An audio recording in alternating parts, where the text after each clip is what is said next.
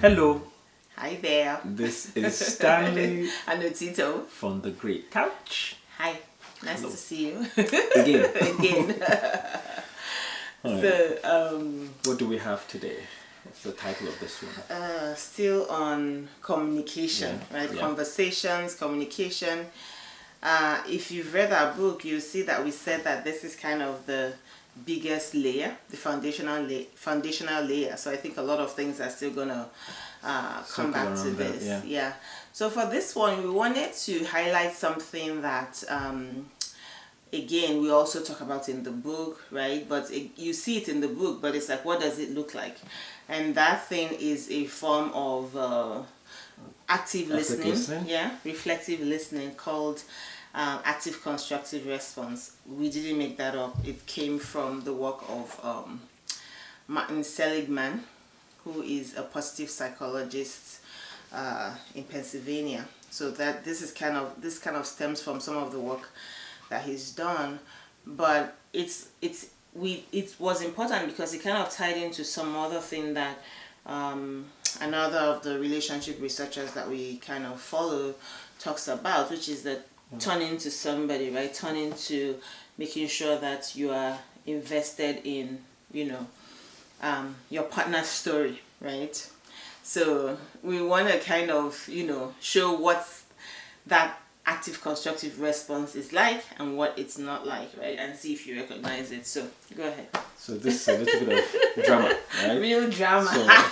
So Let's see. so action. Okay. So I just came back from Nigeria and it was a great party with mom's 80th. Everybody was there. Yeah. Everybody was happy to see mom. There's a lot of food, a lot of drinks, and what have you. It was great. I was looking hot as usual. Yeah. Oh my God! I wish I was there. Yeah, I wish you were there today. It was awesome. I can imagine. Okay. And me and the boys missed out. Well, I'm glad you all had fun. Yes, we yeah? did. We did. Thank you so much. So Cut. Okay. that's the what it's like. What it's not is And action. So I just came back from Nigeria and mom's party was really great. Really? It was 80 years well, of... we went to another party ourselves. We went to Michigan. And we had a lot of fun. But Like- as I was saying, mommy's party was a lot of food. There was, we saw a lot of people I hadn't seen in years. Yeah. And she was just so but happy. can you imagine you missed? I saw, I saw X, I saw Y, I saw Z. Like all these people we knew from Pennsylvania, they were all there at the party. Like, can you believe it? Yeah? Okay. So that's it. Okay. So, short and sweet. Because the two scenarios are actually real, right? Yeah, actually, I went to Michigan and he went to Nigeria, right? For two great parties. Obviously, so many things happened that we couldn't represent at each, but it just happened that was the real thing. So in the first take, she's let me finish my sentence. I'm able to express what's happening over there, and she's just listening. And even though she has a story to tell, it's not coming out. It's not interjecting. It's not interrupting. And also, I actually honestly wished I was there, right? So that was not a fake thing. Okay. Remember how before you were leaving, I'm like, I wish I was there. I wish I was there. So it's that thing of me just like, what's the word? Like I'm leaning into your joy, into your happiness, and even reflecting that by saying, oh, I wish I had partaken of that joy, right? Which is the truth.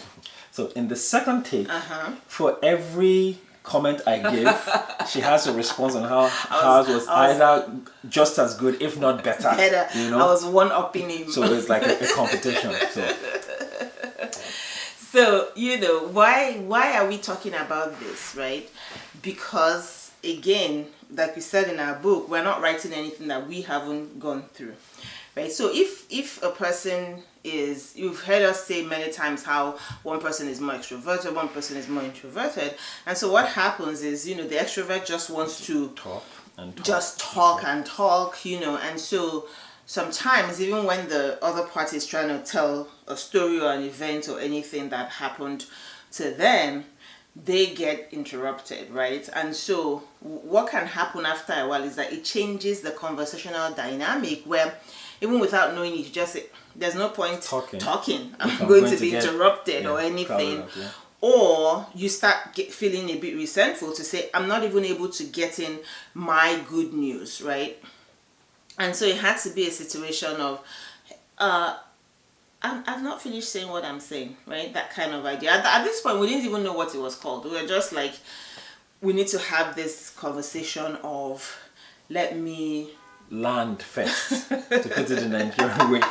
Let me land with my gist first, and then, I'll give you the floor. Yeah. But then again, it wasn't that he was trying to do it as a form of competition or to spite the person. It was just a way of being, right? And I think that's the cultural thing that we bring into the room, because as Nigerian people we like to hold the floor. We like to be heard.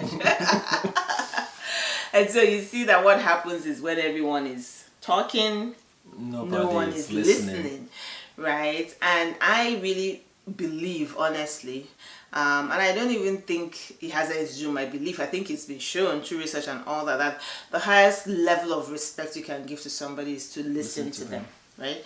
To listen, and to listen actively, which is this idea of, me mirroring, reflecting the things that you're saying, and just getting invested into whatever emotion or story or whatever it is that you're trying to pass across to me, right?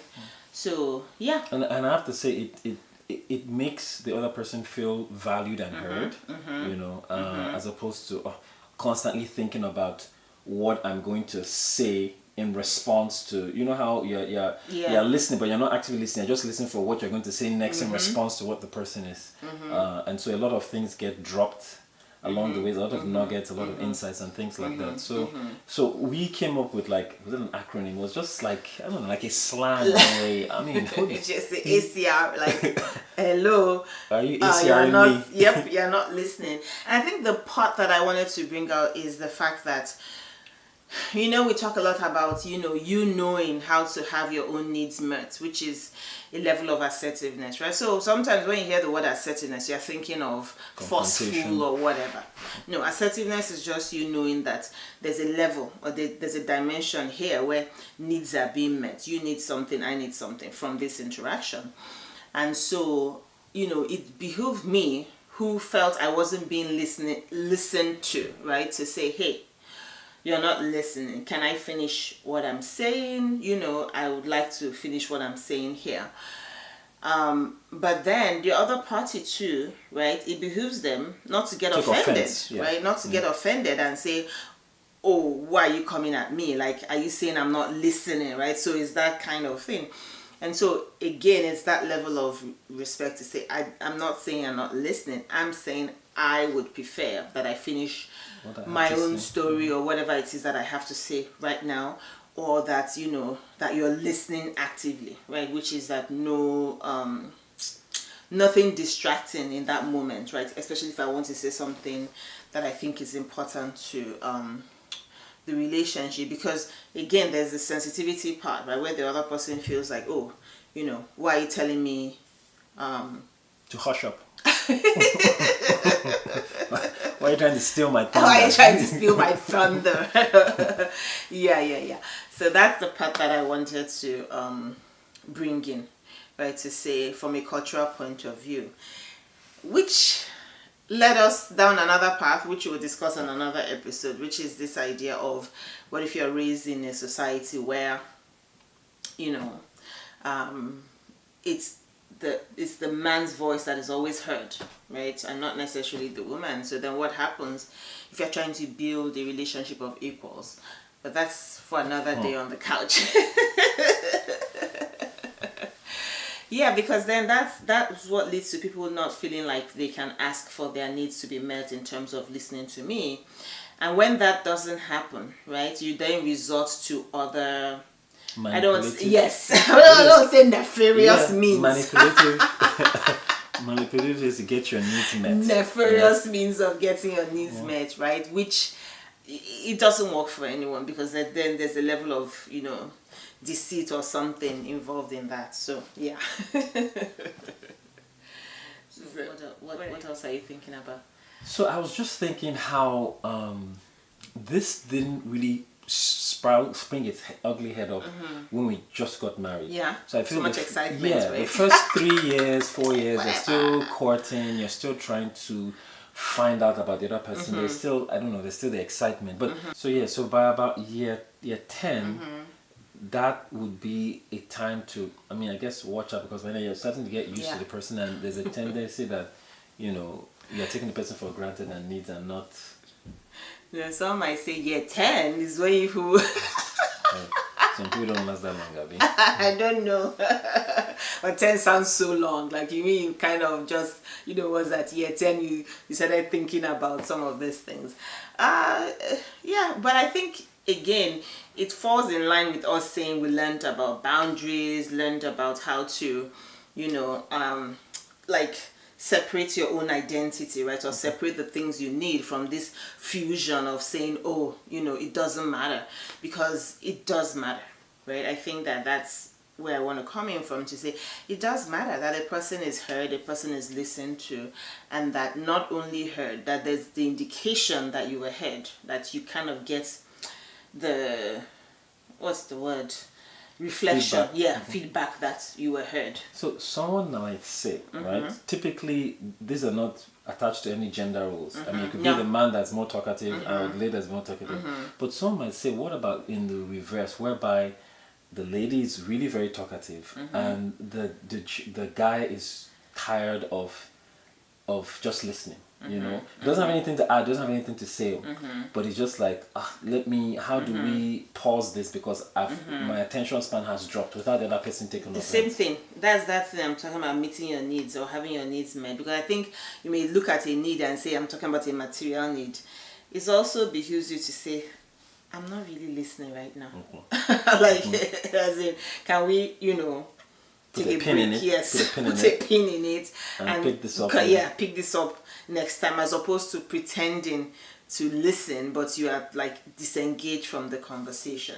So I think part of authenticity and relational authenticity and honesty is to say, darling, I'm not really listening. No. You know what I mean? Like, I have my mind on other things. And you know that happens between us sometimes. Like when I'm trying to do some work or something and you're there and I'm like, sorry, love, I'm not really, like, you know, I'm not able to give this all of my attention right now. Can we dial back to it, right? I think we've gotten to the point where you realize, oh, that's not a snob or anything. It's just me, like, really relaying the fact that I need to quickly finish what I'm doing, and we can come back to this conversation, which we always do, you know. But I think it's strange, maybe someone seeing that dynamic saying, right, oh wow, you mean you can actually tell your husband to just like literally go away without him taking offense. Without him taking offense, yeah. But that how long did it take us to get there? 10 years. 10 years. Yeah. I know, but yeah, same thing too. Now, you know, you do that to me, say, babe, I'm not paying attention right now. I'm like, oh, okay, I'll come back, you know. So again, I mean, not easy. So that's the boundaries thing. You learn to just say, okay, I know this is not about me. I think that's that fundamental thing to say, this is not about me right now. This is about this situation that I want to talk about, and I need to be sure that the environment is right for it, as opposed to pushing my own agenda forward. So tell us, how do you do your own active listening and active responding, and, right? How do you circumvent people taking offenses, you know? I guess you can buy them ice cream when you come back to the conversation. or something that they want. I know. But anyway, you can see that this is like never ending, right? It's just a thing where you keep growing and ascending and just, you know, striving to make, you know, things work, right? Yeah. So that's it for today. On the couch today. Don't forget to like, subscribe, and share. Yep.